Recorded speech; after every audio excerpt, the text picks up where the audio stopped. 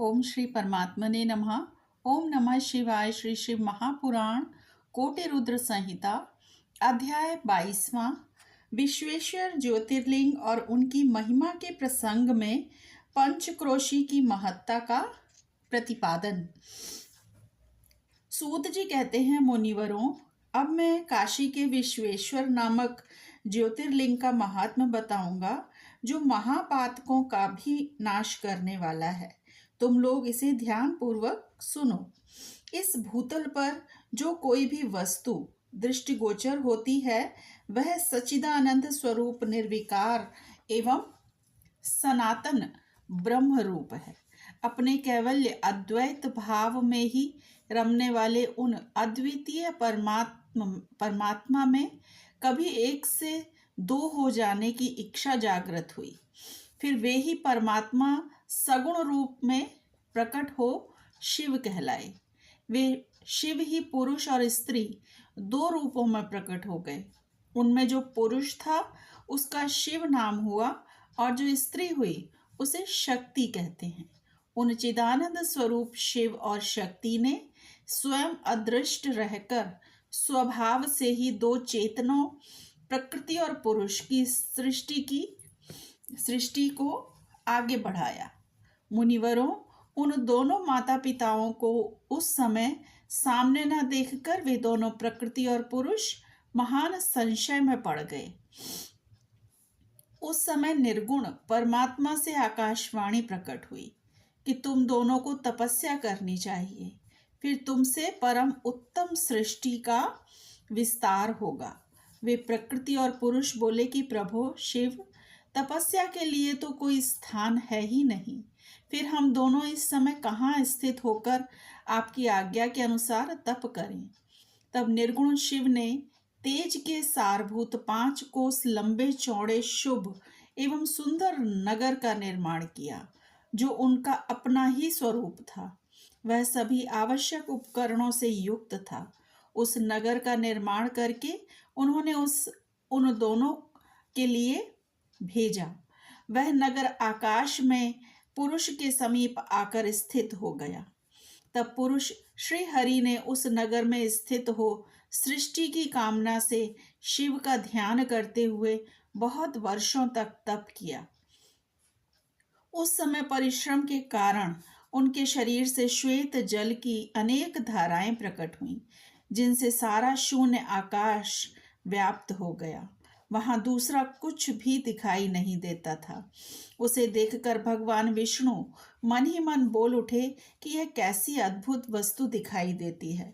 यह उस समय इस आश्चर्य को देखकर उन्होंने अपना सिर हिलाया, जिससे उन प्रभु के सामने ही उनके एक कान से मणि गिर पड़ी।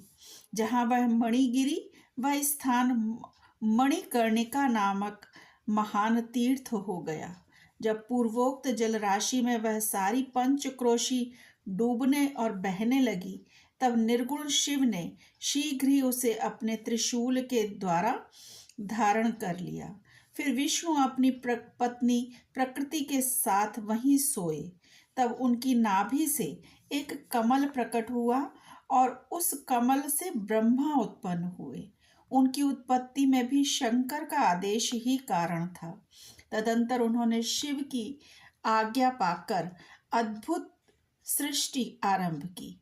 ब्रह्मा जी ने ब्रह्मांड में 14 भुवन बनाए। ब्रह्मांड का विस्तार महर्षियों ने 50 करोड़ योजन का बताया है। फिर भगवान शिव ने यह सोचा कि ब्रह्मांड के भीतर कर्म पाश से बंधे हुए प्राणी मुझे कैसे प्राप्त कर सकेंगे। यह सोचकर उन्होंने मुक्तिदायिनी पंचक्रोशी को इस जगत में छोड़ दिया। यह पंचक्रोशी काशी लोक में कल्याणदायिनी, कर्म बंधन का नाश करने वाली, ज्ञानदात्री तथा मोक्ष को प्रकाशित करने वाली मानी गई है। अतः मुझे परम प्रिय है। यहाँ स्वयं परमात्मा ने अविमुक्त लिंग की स्थापना की है। अतः मेरे अंशभूत हरे, तुम्हें कभी इस क्षेत्र का त्याग नहीं करना चाहिए। ऐसा कहकर भगवान हर ने काशीपुरी को स्वयं अपने त्रिशूल से उतारकर मर्त्य लोक के जगत में छोड़ दिया। ब्रह्मा जी का एक दिन पूरा होने पर जब सारे जगत का प्रलय हो जाता है, तब भी निश्चय ही इस काशीपुरी का नाश नहीं होता।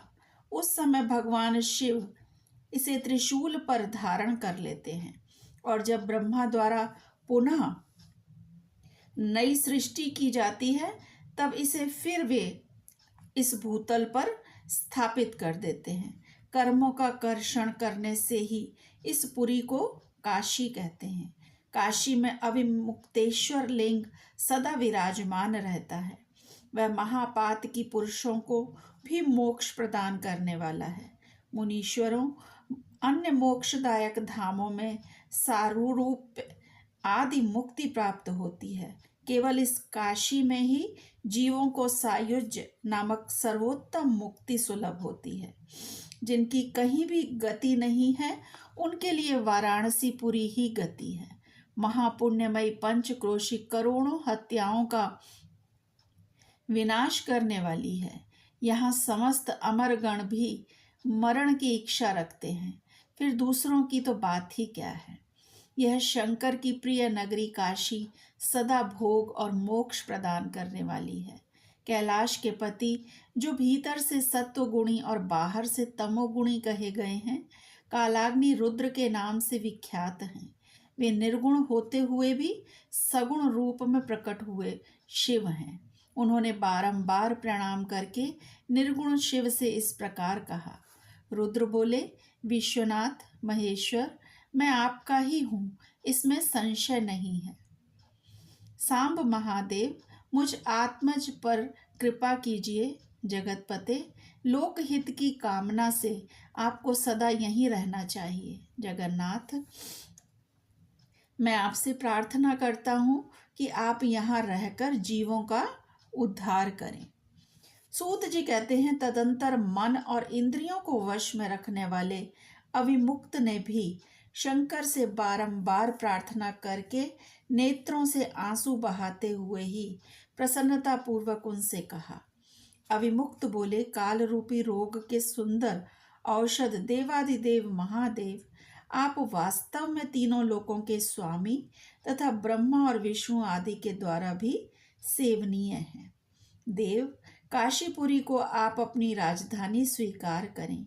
मैं अचिंत्य सुख की प्राप्ति के लिए यहाँ सदा आपका ध्यान लगाए स्थिर भाव से बैठा रहूंगा। आप ही मुक्ति देने वाले तथा संपूर्ण कामनाओं के पूरक हैं, दूसरा कोई नहीं। अतः आप परोपकार के लिए उमा सहित सदा यहाँ विराजमान रहें। सदाशिव, आप समस्त जीवों को संसार सागर से पार करें। हर मैं बारंबार प्रार्थना करता हूँ कि आप अपने भक्तों का कार्य सिद्ध करें। सूत जी कहते हैं, ब्राह्मणों, जब विश्वनाथ ने भगवान शंकर से इस प्रकार प्रार्थना की, तब सर्वेश्वर शिव समस्त लोकों का उपकार करने के लिए वहां विराजमान हो गए। जिस दिन से भगवान शिव काशी में आ गए, उसी दिन से काशी सर्वश्रेष्ठ पुरी हो गई। ओम नमः शिवाय। शिव जी सदा सहाय। यदि आपको मेरा चैनल और मेरी वीडियोस पसंद हैं, तो मेरे चैनल को सब्सक्राइब करें और वीडियोस को लाइक और शेयर करें। ओम नमः शिवाय।